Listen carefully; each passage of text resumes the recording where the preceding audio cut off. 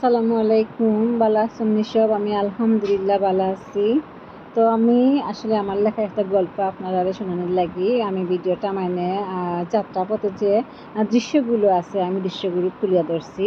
আর মূল কতই লগে আপনারা আমার একটা গল্প শোনানি। তো আমার লেখা গল্প আমি পড়লাম, যদি ভালো লেগে থাকে লাইক কমেন্ট শেয়ার করিয়া আমার লগে থাকবা। তো গল্পটার নাম হইল কি সঙ্গী। আমার নিজের লেখা, আমার নাম সাফারজানা আহমেদ। তো সারা ঘরটা অন্ধকার হয়ে আছে। একটু সন্ধ্যা আসতেই লোডশেডিং, কিছুই দেখতে পাচ্ছি না। হাত বাড়িয়ে মোবাইলটা খুঁজলাম, মোবাইলের স্ক্রিনের দিকে তাকিয়ে দেখি রাত প্রায় 3টা বেজে গেছে। তবুও ঘুম আসছে না আমার। বিছানা থেকে উঠে চার্জ লাইটটা জ্বালালাম। ভেতরের একটা তবুও ঘুম আসছে, বুকের ভিতর একটা শূন্যতা অনুভব করলাম। লাইট জ্বালাতেই আমার ঘরের চোখে আলো গিয়ে পড়ল। কেমন জানি শব্দ করে উঠল। আমি লাইটটা অন্য রুমে নিয়ে রাখলাম।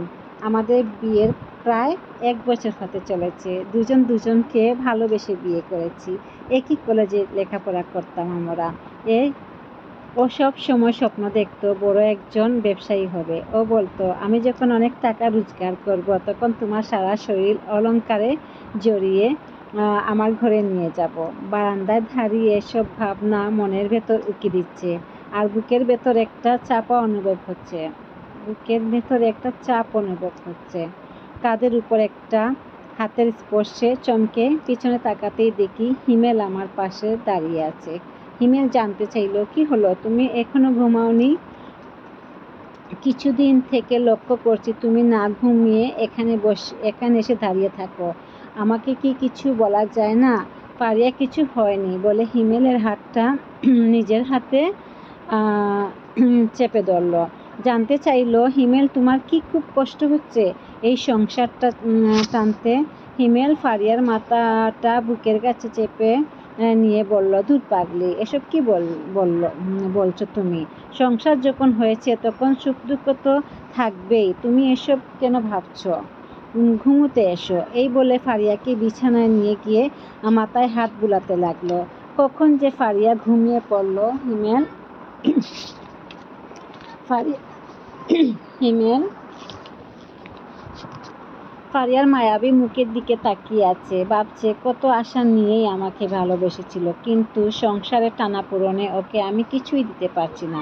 হিমেল আস্তে করে ফারিয়ার সামন থেকে উঠে এলো অন্য রুমে, এসে একটা সিগারেট ধরালো। মাথায় যেন অনেক কিছু ঘুরছে। মাস শেষে ঘর ভাড়া, কারেন্ট বিল, পানির বিল, ময়লার বিল, গ্যাস বিল, 2 রুমের একটা ঘর, তারপর সব মিলিয়ে 4-5 হাজার টাকা মাস শেষে দিতে হয়। এই মাসে যে কোথায় থেকে বিলগুলো দেবে এ বিষয়গুলো সর্বদা কুরে খাচ্ছে। এক মুহূর্ত শান্তি পাচ্ছিল না। এদিকে ফারিয়ার দিকেও তাকাতে পারছে না। মেয়েটা সারাক্ষণ আমার কথাই ভাবতে ভাবতে ঘুমোতে পারছে না। সব প্রিয় মানুষ হয়তো এমনই হয়, নিজে কষ্ট পাবে কিন্তু ভালোবাসার মানুষকে কষ্ট পেতে দেবে না। বেচারি কত আশা নিয়েই না আমার ঘরে এসেছে। বিয়ের 1 বছর হতে চলল, অথচ এখনো বউকে ভালোবেসে দামি কোনো উপহার দিতে পারেনি। ব্যবসাটাও তেমন জমিয়ে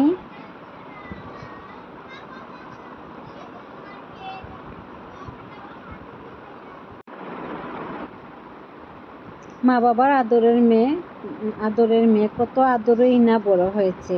ভালোবেসে বিয়ে করে আর কিছু ভাবতে পারছে না হিমেল। নিজের কাছেই সবচেয়ে বেশি খারাপ লাগছে। আজ অনেক দিন ধরে ভালো কোনো রান্না বান্না হয় না, শুধু ডাল আর আলু ভর্তা দিয়ে ভাত খেতে হয়। রোজ একই খাবার গলা দিয়ে নামে না। ফারিয়ার মুখের দিকে তাকাতে অনেক লজ্জা করে। কি সুন্দর ছিল মেয়েটি, দিন দিন যেন কেমন হয়ে যাচ্ছে। পিছন ঘুরতেই দেখলো ফারিয়া দাঁড়িয়ে। কি ব্যাপার, ঘুম থেকে উঠে এলে কেন? আমি জানতে চাইলাম। যেখানে তুমি নেই সেখানে আমি কি করে ঘুমাই বলো তো? ঘুম ভাঙতেই দেখি তুমি নেই, তাই উঠে এলাম। ফারিয়া হিমেলকে বলল, আমাকে বিয়ে করে তুমি কতই ভুল করেছ, তাই না? হিমেল ফারিয়ার মুখ চেপে ধরল আলতো করেছি। এসব কথা আর বলো না। তাতে যে আমার খুব কষ্ট হয়। আমি হতভাগ্য যে বউকে বিয়ে করে সুখী করতে পারছি না। ফারিয়া কিছু বলতে পারল না, হিমেলকে জড়িয়ে ধরল। এভাবেই অতিবাহিত হলো আরও কিছুদিন। ফারিয়া রান্নাঘরে রান্না করছে, সব জিনিসপত্র এলোমেলো করে রাখা। বসে বসে ভাবছে, সুন্দর একটা সংসারে তীব্র স্বপ্ন ছিল। মিটিমিটি করে হাসছে আর বলছে, এটাই তো সংসার, আমার তোমার আমাদের সংসার। কলিং বেলের শব্দে ধ্যান ভাঙল। বাইরে বাড়িওয়ালা দাঁড়িয়ে আছে বাড়ির ভাড়ার জন্য। ফারিয়া মাথা নিচু করে বাড়িওয়ালাকে বলে দেয়, হিমেল এখন বাড়িতে নেই, কাল এসে ভাড়া নিয়ে যাবেন। বাড়িওয়ালা চলে যায়। ফারিয়া ভাবে, ভাড়া তো নেয়ার কথা বললাম, কিন্তু কোথায় থেকে দেব? ফারিয়ার মাথায় যেন চিন্তার পাহাড় তৈরি হচ্ছে। হিমেলের মুখের দিকে তাকাতে পারছে না। ফারিয়ার নিজের প্রতি অনেক রাগ হলো। তার জন্যই আজ হিমেলের এই অবস্থা। আমি যদি বিয়ের জন্য তাড়া না দিতাম, তাহলে হয়তো সে উন্নতির শিখরে পৌঁছাতে পারত। খুব খারাপ লাগছে এইসব ভেবে।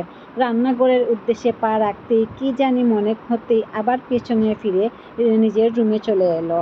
ড্রয়ারটা খুলল, যেখানে অনেক স্বর্ণ রাখা আছে। এগুলো ফারিয়ার মা দিয়েছিল।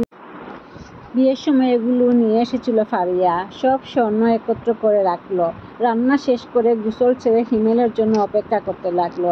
এক চোখ কখনো অন্য চোখকে দেখতে পায় না, বিধাতার এক অপরূপ সৃষ্টি। তবুও এক চোখের কিছু হলে অন্য চোখ অস্ত্র না ঝরিয়ে থাকতে পারে না। কাউকে গভীরভাবে ভালোবাসলে এমনই হওয়া উচিত। হিমেল ঘরে ঢুকতেই দেখতে পেল ফারিয়া তার জন্য খাবার নিয়ে বসে আছে। ফারিয়ার এই খাবার নিয়ে বসে থাকাটা হিমেলের কাছে খুব ভালো লাগলো। সে মনে মনে ভাবতে লাগলো, হৃদয়কে কেন্দ্র করে, প্রিয়জনকে আবদ্ধ করে, কষ্টের সমান ব্যাসার্ধ নিয়ে যে সম্পর্ক তৈরি হয় তাকে ভালোবাসা বলে।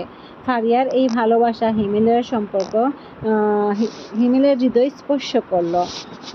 হিমেল বাথরুম থেকে পরিষ্কার হয়ে আবার খাবার টেবিলে এসে বলল, ফারিয়া দুটো প্লেটে খাবার নিল। খাবারের মেনু দেখে হিমেল মাথা নিচু করে নিল। আলু ভর্তা ও শুটকি ভর্তা। ফারিয়ার জন্য হিমেলের কষ্ট হচ্ছে। মেয়েটা হয়তো এ ধরনের খাবার কোনোদিনও খায়নি। হিমেলের চোখের জল মাটিতে নীরবে টপ টপ করে পড়তে লাগলো। খাওয়া শেষ করে হিমেল রুমে চলে এলো। ফারিয়া খাবার টেবিল পরিষ্কার করে হিমেলের কাছে এসে বসলো। আজ যেন ফারিয়াকে অন্যরকম লাগছে হিমেলের কাছে।